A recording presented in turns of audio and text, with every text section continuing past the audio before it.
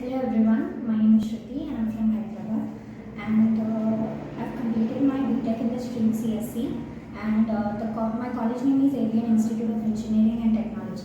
So the month that I've joined here is August 2024, and the course that I've taken is Java Full Stack Development. So in that I've attended few technology classes, from which I've attended BANA's class wherein I've completed my technology and React.js. And I've attended Pawan's Java classes, and apart from that, Karishma ma'am have taken my SQL classes. And coming to Advanced Java, I've attended Ravi Ujjwal sir Advanced Java batch.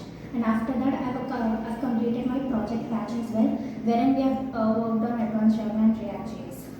And the grooming sessions and the mocks and the aptitude classes and the presentation, these all helped me to get placed today.